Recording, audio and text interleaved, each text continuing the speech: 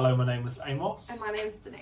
And welcome to Chat Reno, where we talk about building, renovation and all things home design. Today we're talking about this beautiful home, a 1930s cottage, and we're going to be chatting through how we can, some ideas on how we can renovate it and turn it into a beautiful modern family home, but keeping those historical elements that everyone loves so well in these beautiful homes.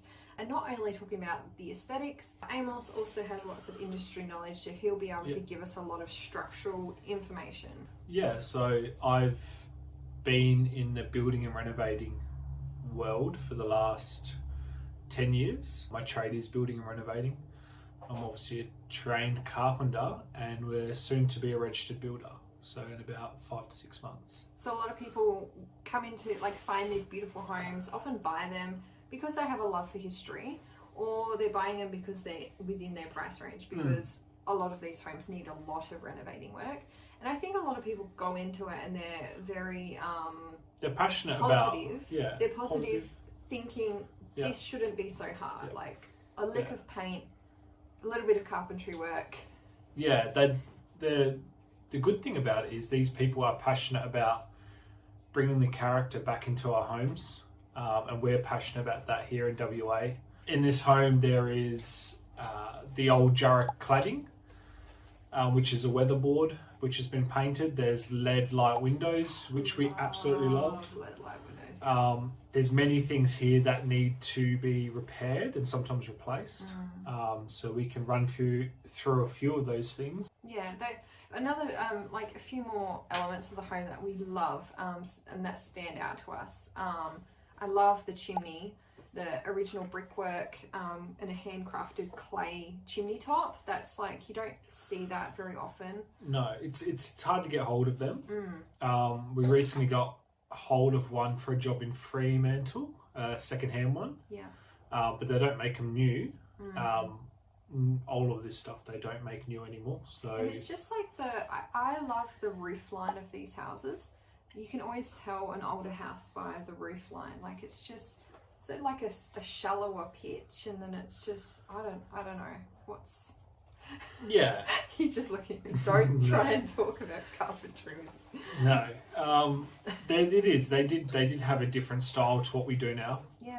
It's a quintessentially Australian. Yeah. Home kind of roof line. The houses were wrapped with verandas, and that's what gave it its form of a lower pitch line, and then we would go up on a steep. Yeah. But it creates a beautiful look. So we can see some things are happening to the home. When we walked past, the whole house is on a slant. You can see it in the pictures as well. So yeah, I ended up asking Amos why is it falling like that? Yeah. So on our first inspection, it was pretty clear that these homes, especially in the 1920s, 1930s, they are built on a Jarrah frame. So the Jarrah posts or the Jarrah stumps often get eaten by termites or they get rotted away. And it's very clear that on the left-hand side, it is dropping. There's a few, obviously that would have to replace. There's a good between $6,000 and $8,000 if it was just in that section there.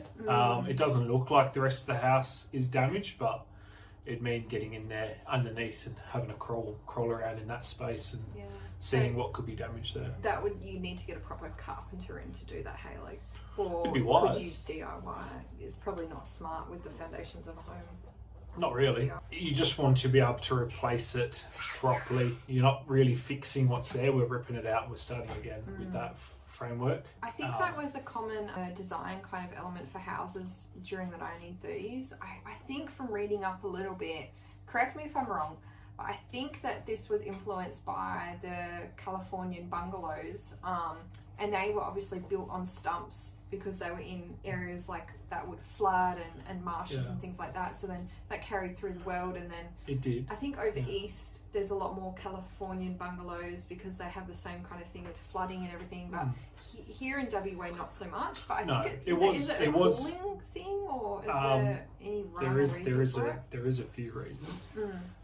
One big reason was it was actually more cost effective to do it this way. Yeah. You would see a rich man's home by seeing brickwork here in WA. So which we've all gone drawn to brickwork, and we're only starting to come back to timber framed again now. It's interesting because we look down the street and there's actually a few homes that are kind of in this era as well, but they are made from brick. Yeah, yeah. And I said to Amos, like off the cuff one time, I'm like, oh, they must have been rich. And Amos was like, well, actually, they were, if they were building with it bricks just cost a bit more. Yeah. Now bricks become quite affordable here. Yeah. So in that room, we'd have a new floor. So there is a potential we've done in the past where we've pulled up the Jarrah floorboards, we've put a new frame in, we've fixed it all up, and then we've actually recycled and put those Jarrah floorboards back in. So. Yeah. Which is what we've loved. We did that recently on a job in Mundajong. So beautiful. And then on the new extension of the renovation, we put in new Jarrah flooring. Yeah. So pulling back in those old elements, as much as you can. like with the LED light windows, they all have to get pulled out and repaired. Yeah. We do have a joiner that can make new ones to look old. Yeah. You would hope that when you take out that section, you could carefully take out that window. We will. That window will have to definitely come out. Yeah, and then you'd have to see what the frame is like, whether it's rotted out or whether you can keep it, and then get a new frame built. Yeah. Yeah. So, and then with the weatherboards, not so much on the front, but on the side of the house, it's pretty rotten. Yeah.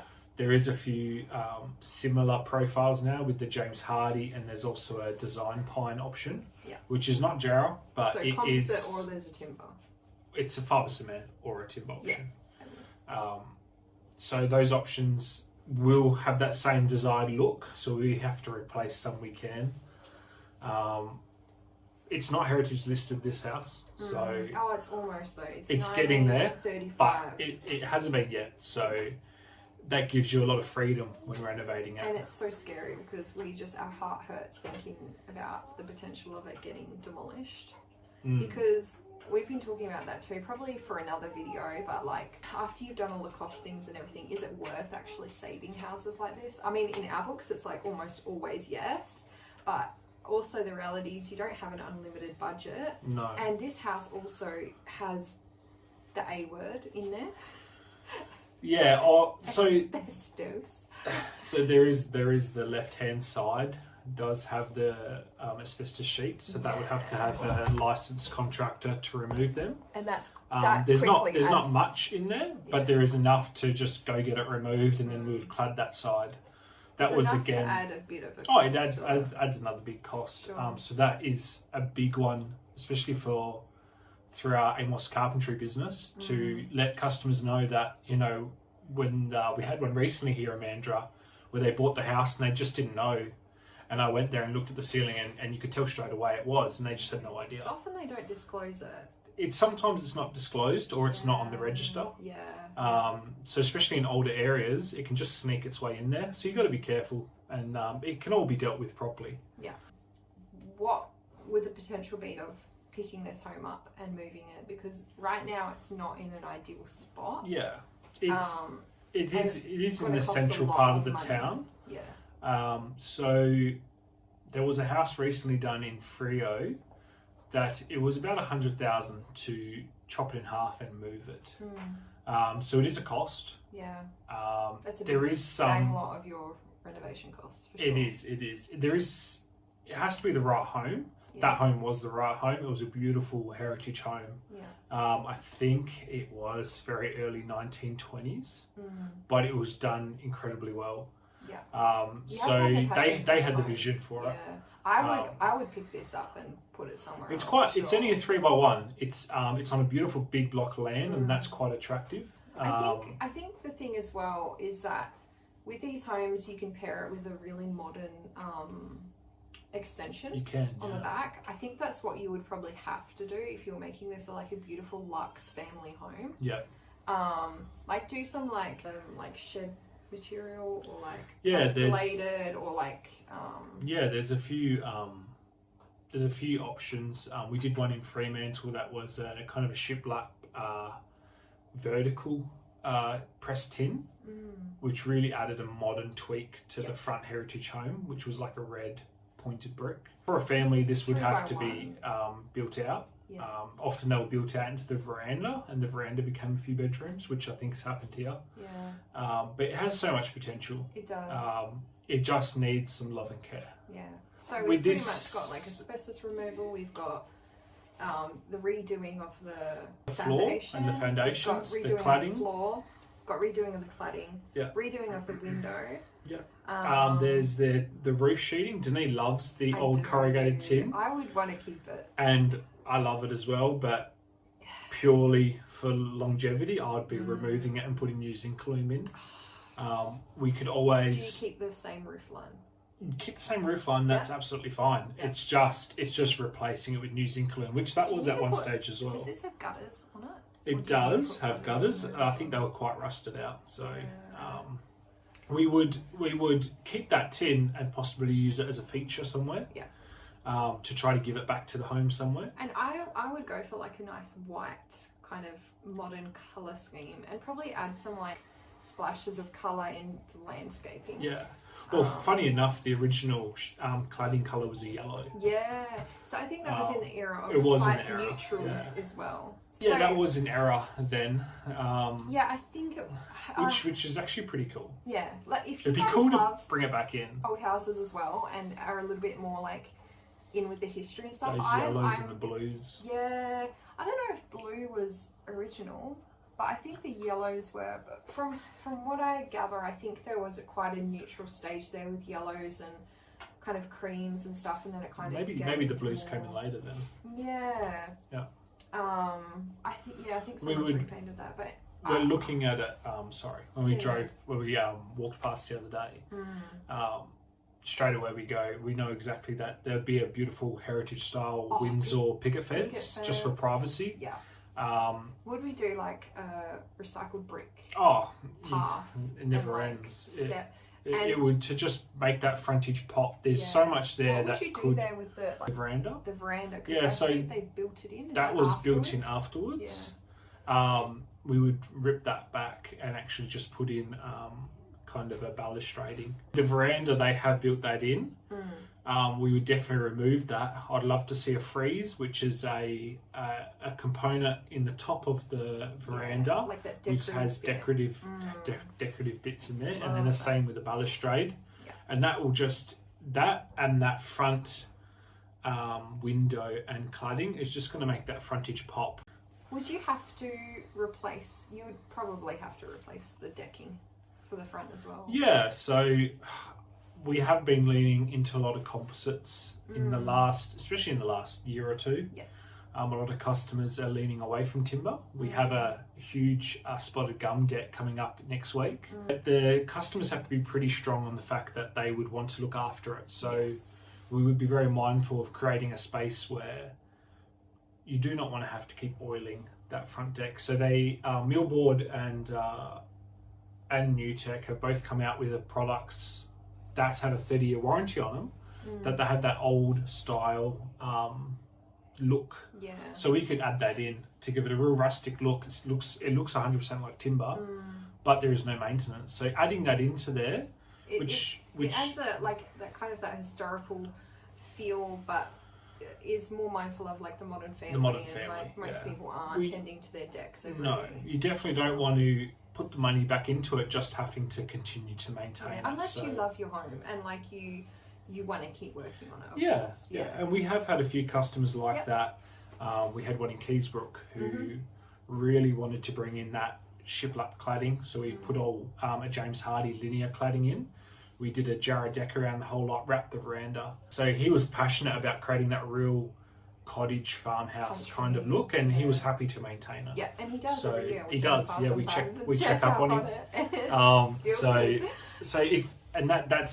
They're the customers that we absolutely love. Yeah. Because they're so passionate about this, like we are.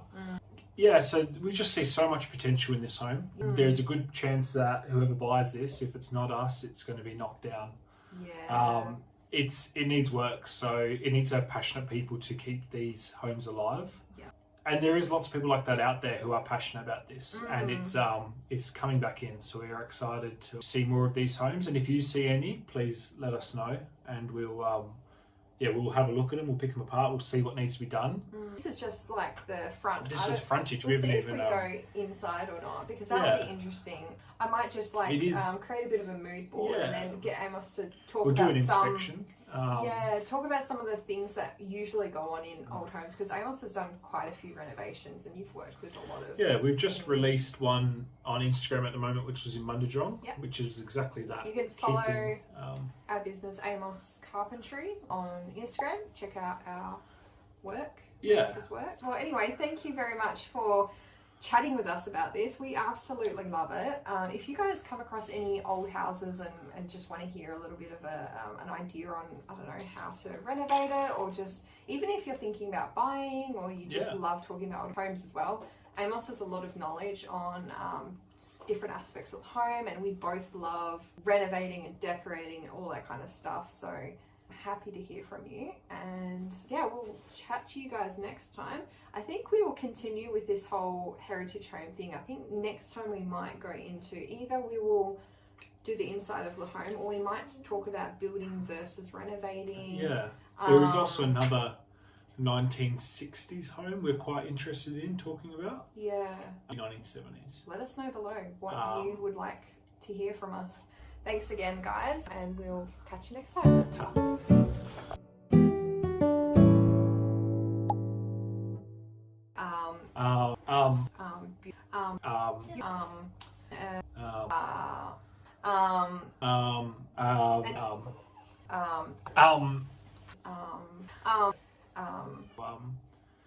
You go get an M&M out the fridge.